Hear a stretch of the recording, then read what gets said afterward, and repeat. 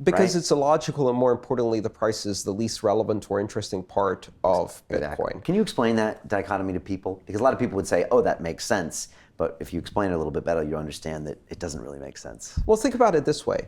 In 2000, 90% of all internet startups went belly up. Almost $1 trillion of value was destroyed. And that was the internet's best year. Why? Biggest year for growth. Because that's when you started really seeing the web take off, and the utility and adoption all hit these inflection points with the real explosion in mobile, the beginning of smartphones and mobile internet. The web had finally taken hold and was beginning to get serious attention from business, and all of the first generation internet startups blew up. But what really happened is in the last 2 years of that bubble, the internet became entrenched in everybody's life. 2000 was simultaneously the internet's death and its rebirth. And so, but that is capitalism. That process of creative destruction and rebirth is the process that creates tremendous innovation and attention for things. Bitcoin has now gone through 4 bubbles like this. And in fact, everybody knows about the November 2013, went up to $1,000, crashed down to 230. We're at 270 now. Yeah. But what people don't know is that that's not the biggest bubble Bitcoin has ever had. 2 years before that, Bitcoin shot up to $30 and crashed to 25 cents.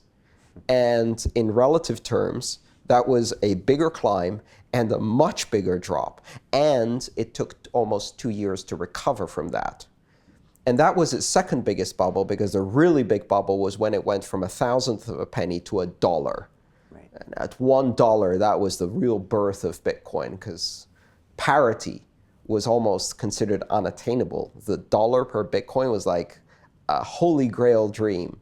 Right, because it started off as worth basically zero in an idea. Absolutely. And the idea that you can bootstrap a global currency from nothing was in itself a ridiculous idea. So when you hit dollar parity, you've proven that you can bootstrap a global currency from nothing, and that's never happened before.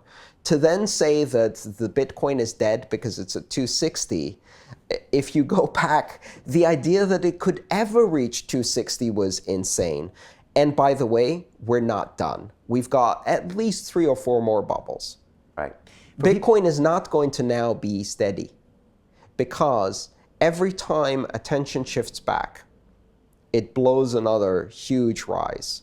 Right. And because there's not enough to sustain that rise usually, it will then revert and crash down again. This is a roller coaster. It's going to continue to be a roller coaster for 3 or 4 years, just like the internet was. The big difference? The internet didn't have a single stock price that everyone could pay attention to. So it's both a blessing and a curse. Right. It's a blessing because as an investment vehicle, by attracting people to speculate on it, it's generated a lot of attention when it goes up. It generates a lot of investment in Bitcoin companies, and a lot of the early Bitcoin millionaires, if you like, were able to reinvest their Bitcoin into startups. But at the same time, double-edged sword, every time it crashes, someone writes an obituary for Bitcoin. They're like, Bitcoin is now dead. By the way, there's a site called bitcoinobituaries.com where you can read 150 obituaries written since 2010, all of which are not true. And I'm guaranteeing you there are going to be 2 to 3 more years of obituaries being written about Bitcoin. Right. Just to square a few things away, how many Bitcoins are in existence? How many will be, in the end, how many will exist? And why does that ultimately not really matter? To watch the rest of this fascinating interview, click on the link below and go to londonrealacademy.com. There you can sign in with your social media login and watch the rest of the episode for free, along with all of our episodes on London Real, my webinars, and all of our premium content, all located over at londonrealacademy.com. So click on the link below, you'll be directed there, and you can watch the rest of this fascinating interview, and I'll see you there.